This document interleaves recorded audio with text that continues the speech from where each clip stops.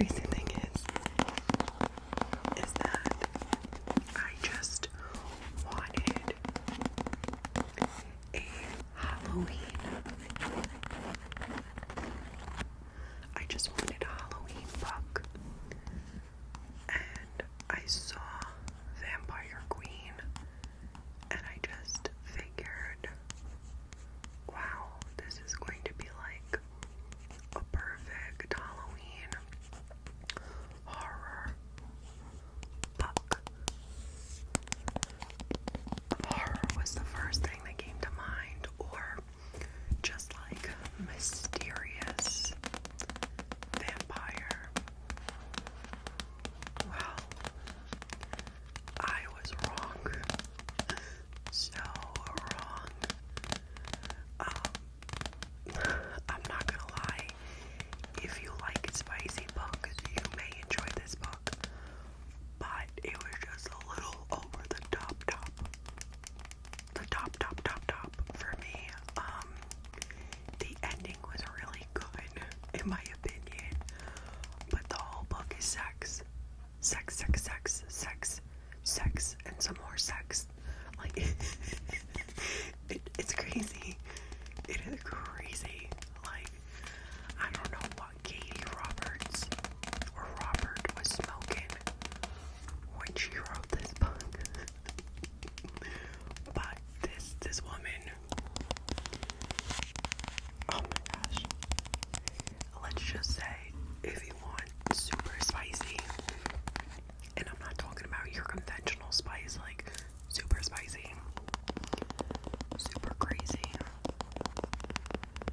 super what the hell is going on? Like, I can't tell you how many times I was reading this, my jaw dropped. I was like, what? If that's what you want, then this book is for you. But just know, I went in blind. So maybe that's why I was like, what is going on? Because I was clueless. What happened was I was walking around Target and I just read the back and I was like, okay, vampires. I love vampires, you know. Like, I'm sure I'm gonna love it. Guys, I just didn't know what I was getting myself into, and then I think I was just so invested because I was so like flabbergasted by what I was reading that I just had to finish it.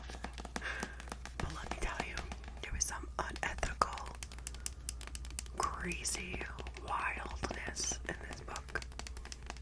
I really don't know more. I don't know what more to say about it other than that. So if you're looking for something freaking outlandish, wildly crazy, super spicy, rated R, and then this is your book. This is totally your book. I could read the back for you, just so you can understand maybe where I was coming from. All Mina ever wanted was to escape her father's control. Half human, half vampire, she lived eternally torn between two worlds, never fully experiencing the pleasures of either, until her father chose her as a pawn in his latest political move, gifting her to the darkly powerful and dangerous, seductive Malachi Zion.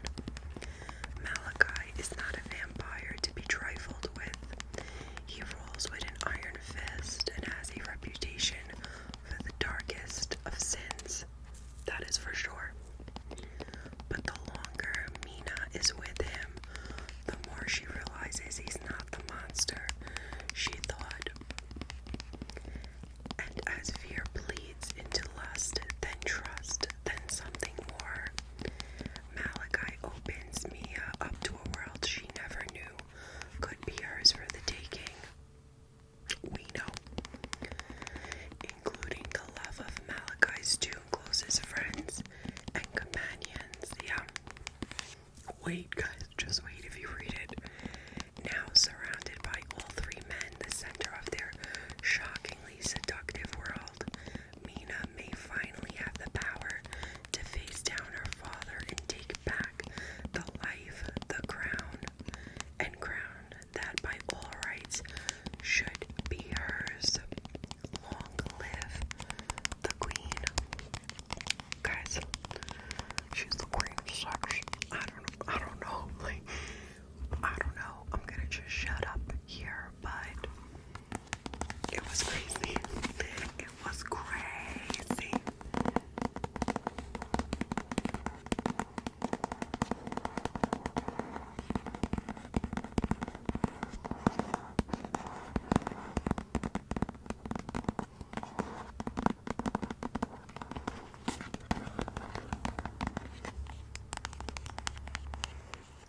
Guys, this next book is literally one of my top psychological thriller books ever. I was so intrigued by this book. I literally could not put it down. Okay, I could not put it down. It was so good. Like, when I say so good, I mean amazing. And guys, when I say I can't put it down, this book and the other book I actually did through Audible, because I noticed I don't really have the time to sit and read the book. But if I play it, like when I'm driving from my cases with work, or when I'm home cleaning or doing laundry, it's just I can multitask, and that's important to me. So I've been doing Audible instead. But this is literally one of my favorites. Like, when I can't stop listening to the book, not reading it but listening to it, that's when I know, like, this is top tier. This is gonna be good. And this just, I highly recommend. And I feel like if you're reading it, it's an easy read. And there's so many twists and turns, and like, what the fuck is gonna happen next, that it's so exciting. It's definitely thrilling, hands down. It's just so good. So it's called The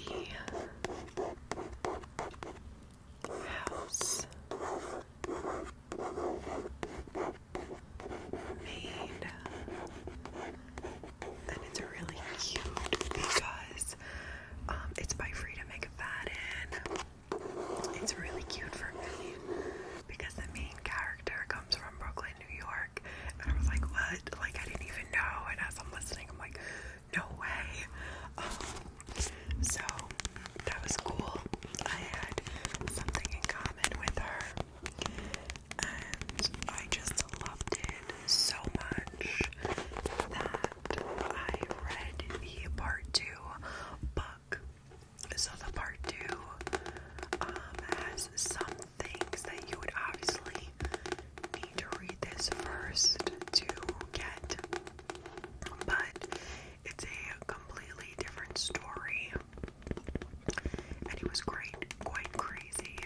But I feel like since I already knew the character, the second one really didn't thrill me as much as this one did. But the second one was definitely crazy. She is an amazing author at basically like making you not really know what the ending is gonna be. And I appreciate that, because I don't like books that like I could figure out, or movies. And it's definitely a psychological thriller, hands down. I just really enjoyed the characters, and another character's name was Enzo, like my Doberman who passed away. And I was like, oh my god, this book was meant to be. And I loved Enzo too. He was a good character. But all of the characters were great, to be honest. I highly recommend this one. And if you can't read the books,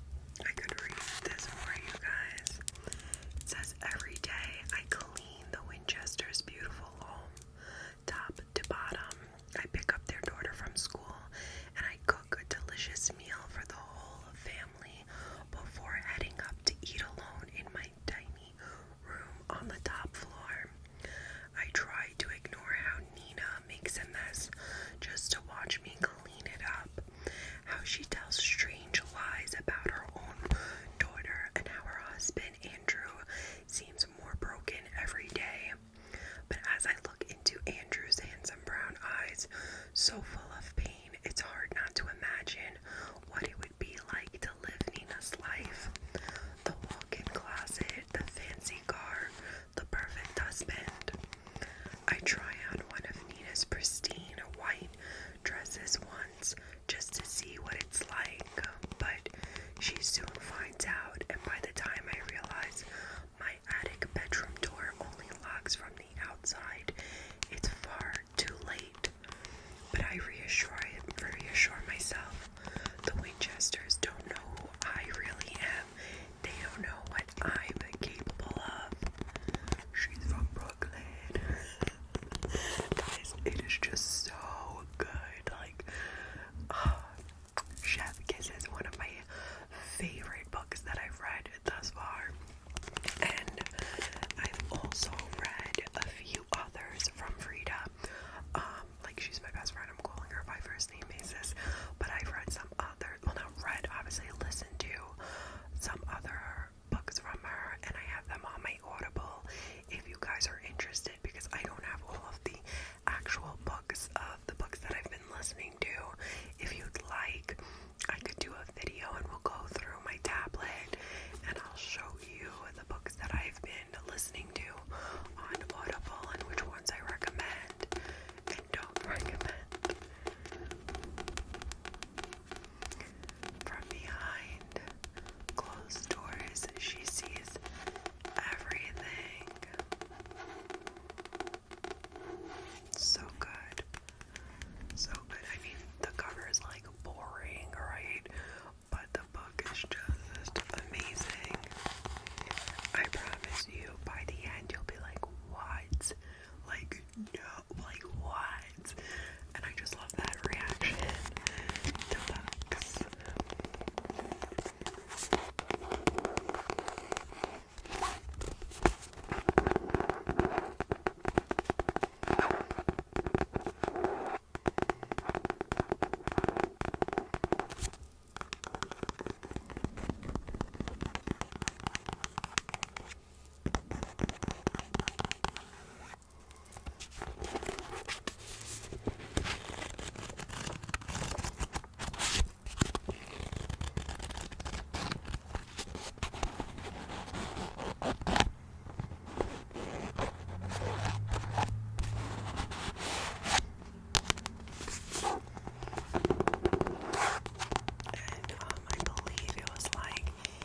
Short. I think it was only 7 hours on Audible, which isn't bad because I've listened to some that were much longer than 7 hours. Okay, the next one we have here is The Villa, a novel by Rachel Hawkins.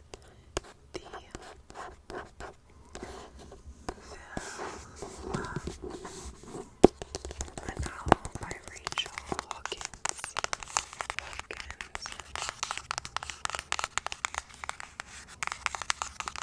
So the back says a reigning queen of suspense.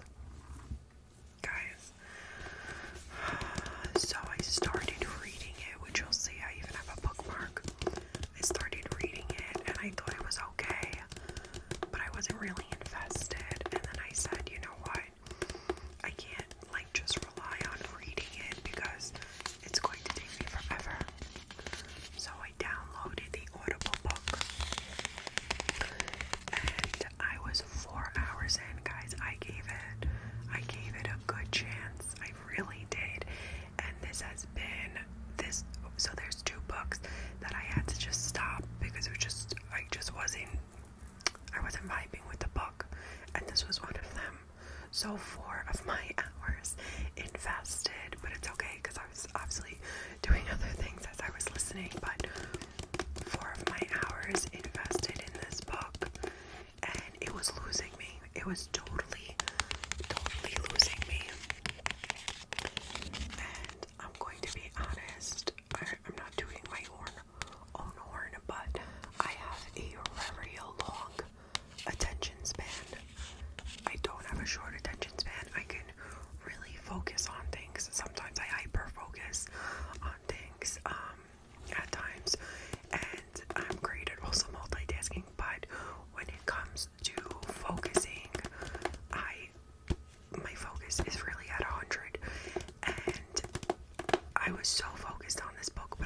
literally getting lost because it was jumping from a story from the past, the present, something else, and then at one point they threw in a podcast, like, oh, so the two women were doing something, and then the girl turns on the radio, and now she's listening to a podcast, so all of a sudden the story turns into what she's listening to on the podcast, and it just threw me off. It kept throwing me off every time. I was like, okay, let me give it a chance, let me give it a little bit more, let me give it a little bit more. It just kept screwing with me, and I was getting so annoyed because I'm like, can we stick to the fucking story? Like, can we stop jumping around everywhere? And I thought the characters were, that they were developing. I was learning a little bit about them and all this stuff, and then, guys, I was done. After putting 4 hours in, I was done. I want to say this book was like an 8-hour book, so I was halfway in, and I was lost at life. I really couldn't tell you much. I just knew the basics of what was going on, and I felt like if halfway in the story still hasn't developed, like, that's it. Now I'm done. I feel like anyone else would have probably gave up much sooner than I did.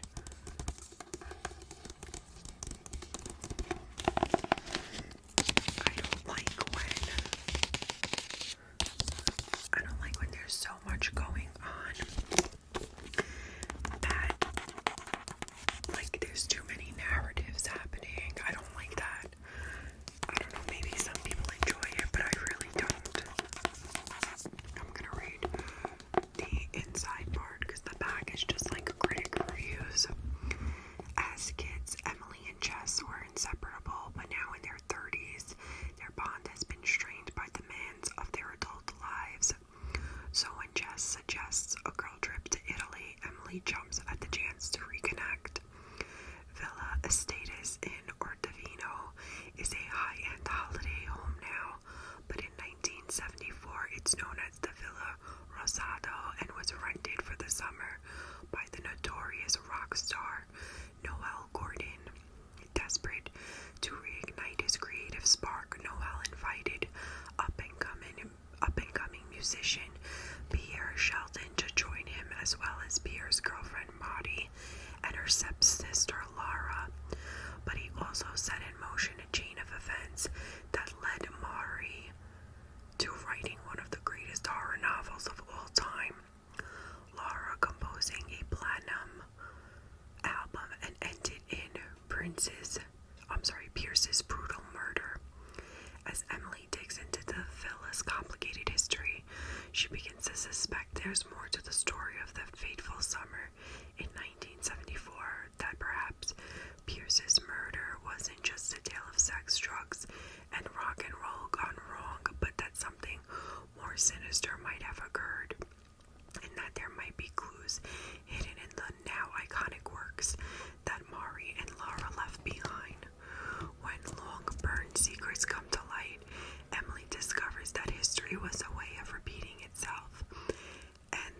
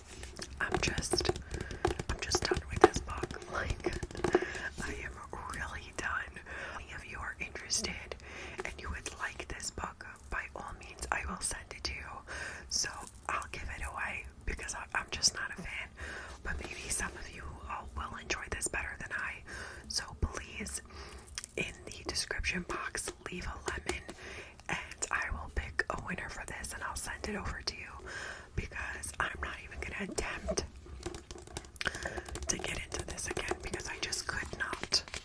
I could not. And here I am, like, all excited, like, oh, this is gonna be like a horror book and all this stuff. A thriller and manila, yeah. Not for me. It could be for you. So, if you're interested, just leave that lemon emoji. Lemon. And I'll pick a winner. Just let's give it like 2 days from when I post this video. So we can give some people some time. Please be subscribed and like this video as well. And let me know what like number you are. And also, I can only ship to the US of A because international shipping is just crazy expensive, especially during this time of year.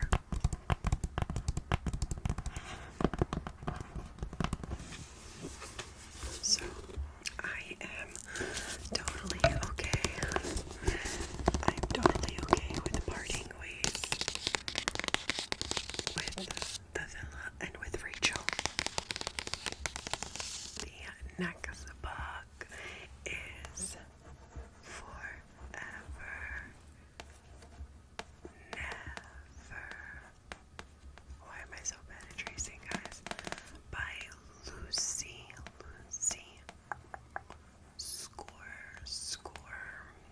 Oh God, my tracing skills. Forever Never. So she's super thick.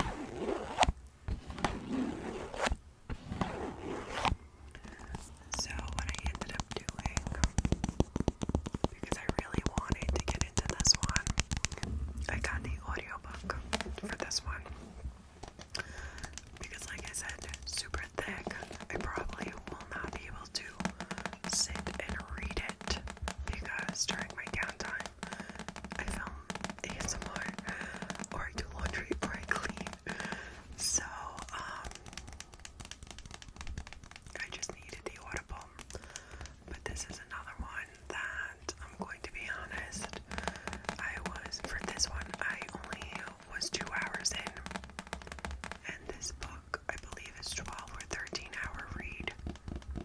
Or listen, actually, I should say. And this one was just confusing my life. Another one. It's this love story, and I'll read the back, but I was like, what the what? Like, come on, I don't know. You know what I think it is? I spoke to Lullaby ASMR about this because she actually got me into listening to Audible and, like, you know, also investing in maybe reading books. She was the one. She started me off with this book, this spicy book that I freaking loved, and that's when my spicy book addiction started. But now I moved on to my thrillers. But I have Leah to thank for that, so thanks, girl. But I'm sorry, I lost my train of thought. So basically, Leah put me on to books in general. And you know, I read some really good ones. So like, I don't know, this one was trying to be a love romance, I guess.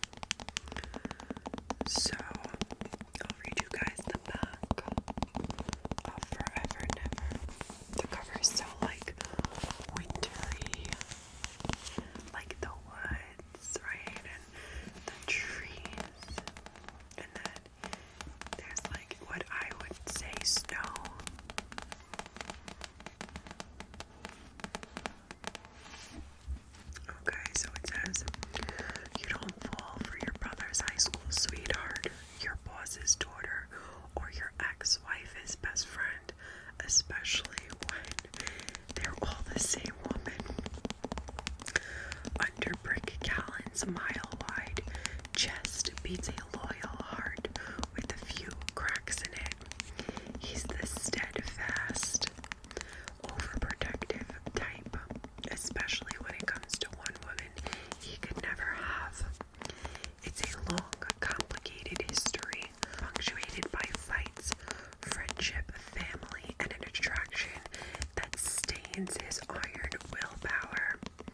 When Remy Ford returns to Mackinac, what a weird freaking name, Mackinac Island in the dead of winter, Brick makes it his mission to find out what put the shadow in those green eyes, even if it means breaking down the walls he's built between them.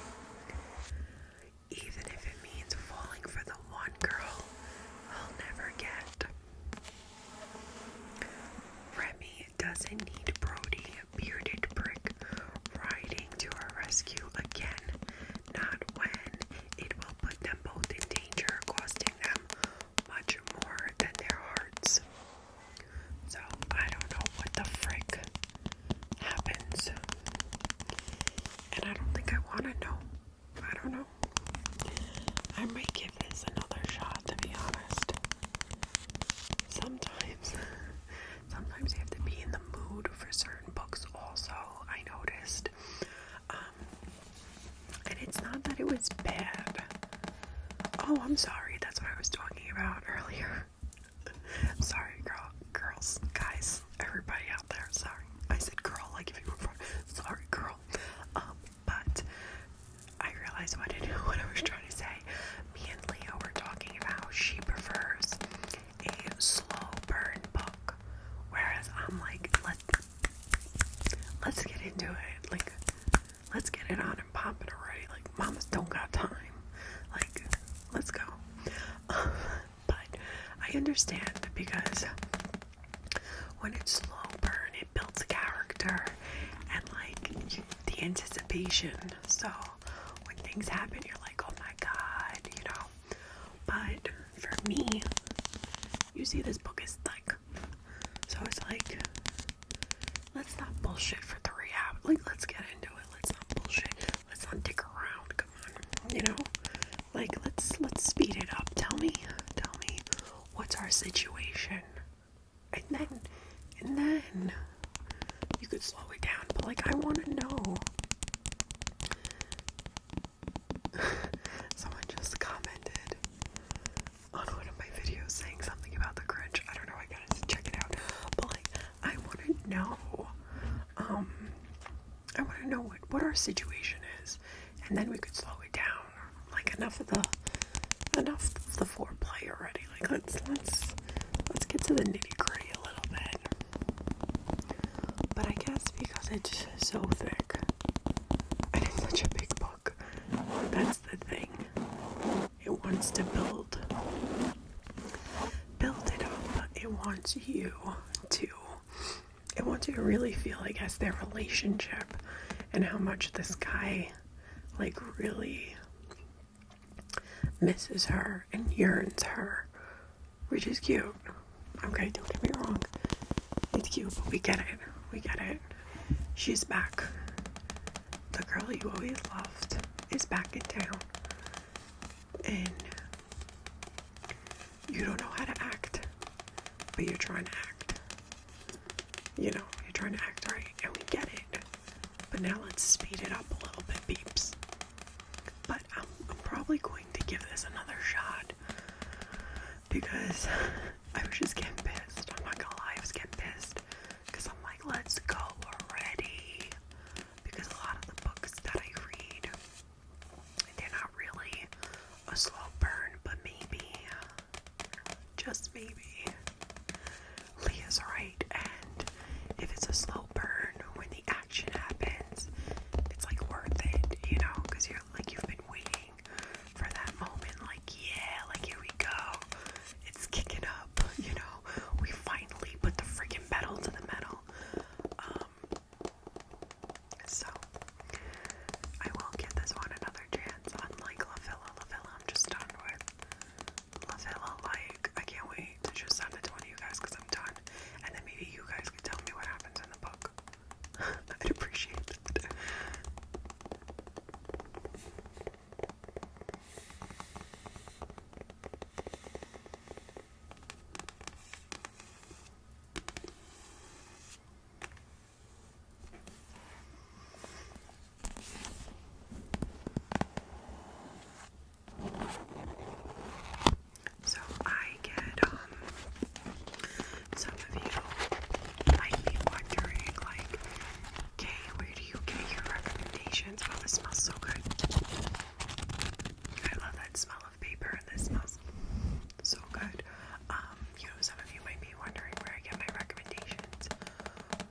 books. And typically, because I don't have a tick to the talk, I look on YouTube, and I have not been let down, not once yet at least.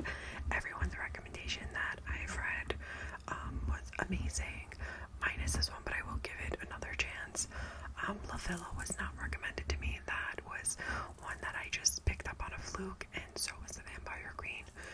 That was another one that your girl just picked up on a fluke one that was recommended, and it was considered a super easy read. One Day in December by Josie Silver, and I thought this was a cute book to start reading now since we're in December, you know, because it takes place like in the cold weather, and it just fits the atmosphere, and I sort of like that. Like, I want horror books during Halloween, and I want Christmassy and like winter books in the winter time. Does that make sense? Because it would be weird for me to read a book about the summer when it's freaking freezing outside. It just sets the tone, and it's just like a vibe, you know.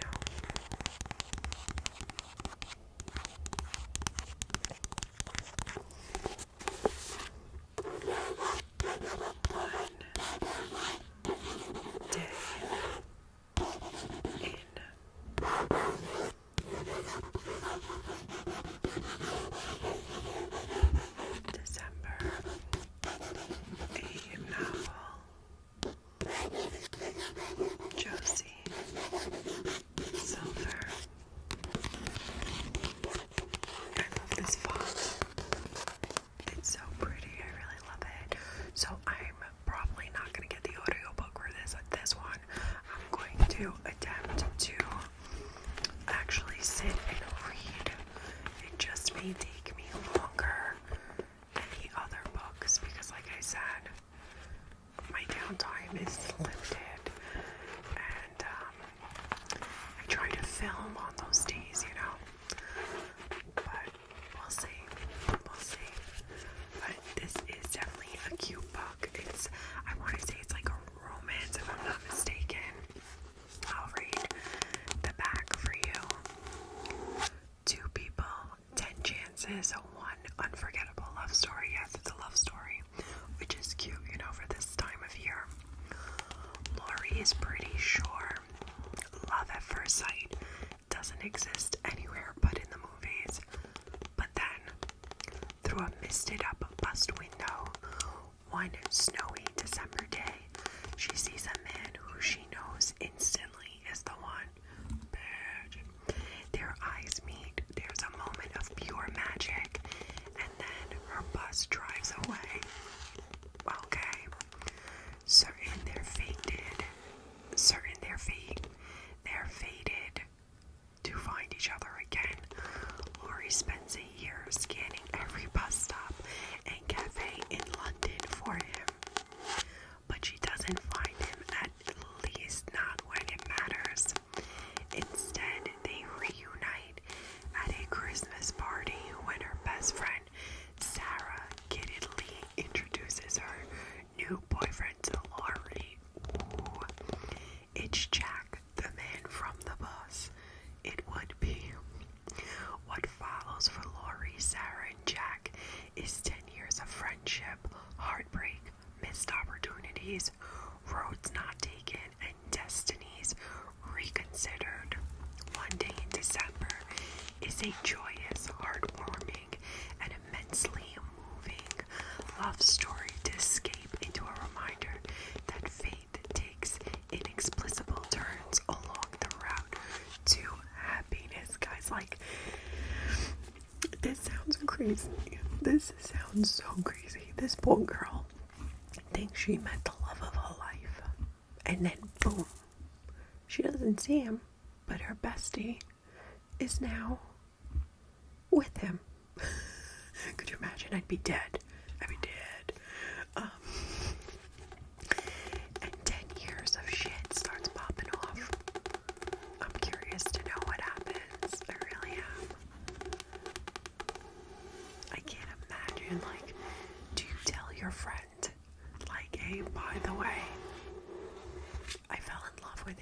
time I saw him, even though he's your boyfriend. Awkward. Oh my god, so awkward. I don't think your friend would trust you with our boyfriend after that. I sure as hell wouldn't. I'd be like, bitch, what do you mean? What do you mean? But I don't know, guys. I'm very interested to find out, like, is she a good friend? Or is she a sneak a leak? Sneak a leak. Sneak a leak. I made that word up, but you know what I'm saying. She could be a sneak a leak. Sneaky little thing.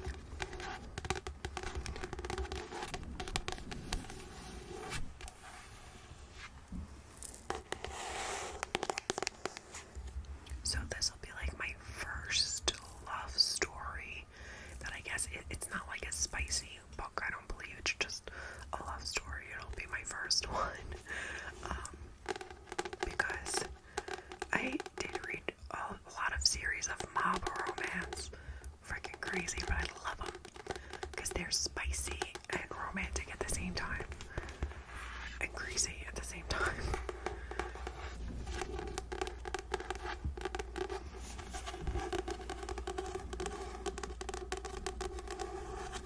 I like the illustration on this one as well.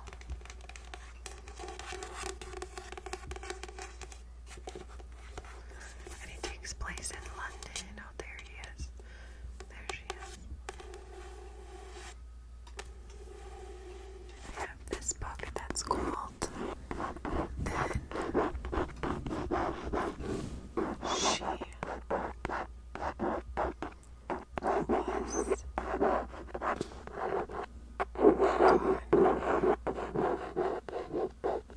This book covers like so weird. It's almost like a rigid mat. I don't know, it's awkward. It feels weird. Yeah, it's definitely like a mat. This too is a New York Times bestseller by Lisa Jewell. New York Times best-selling author. So, this cover is so gorgeous, by the way.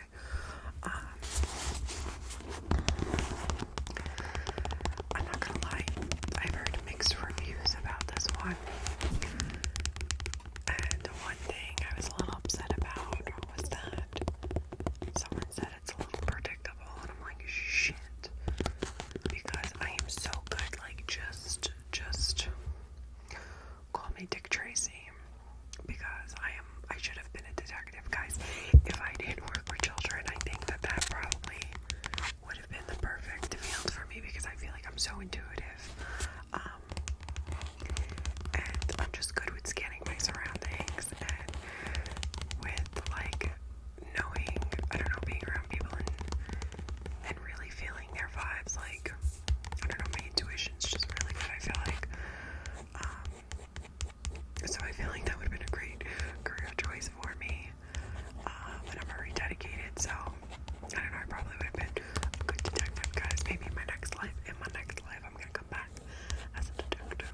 But anywho, I'm like great at figuring shit out.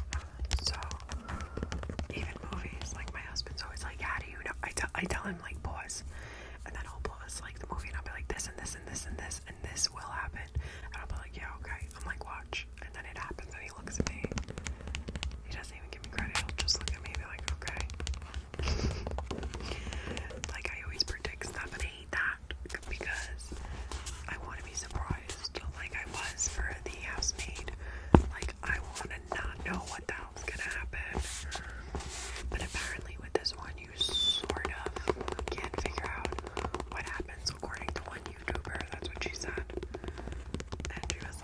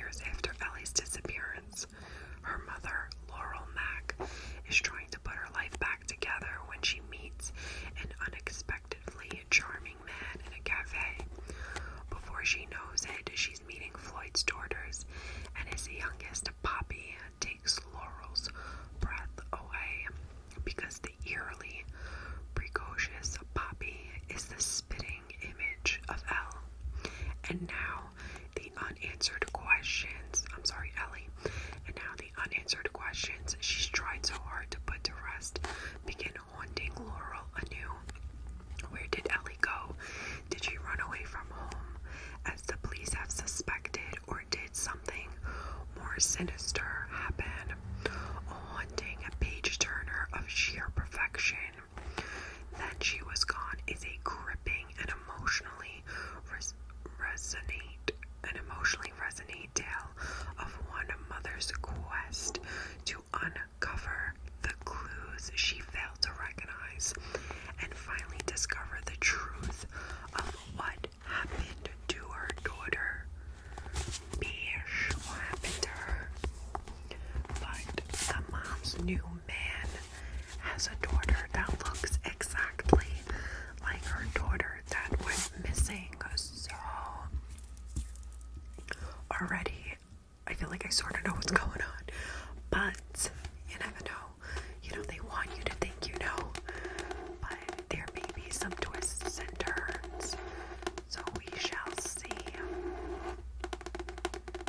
It doesn't look, you know, it's like a thin book, so it will probably be an easy read, nothing too long.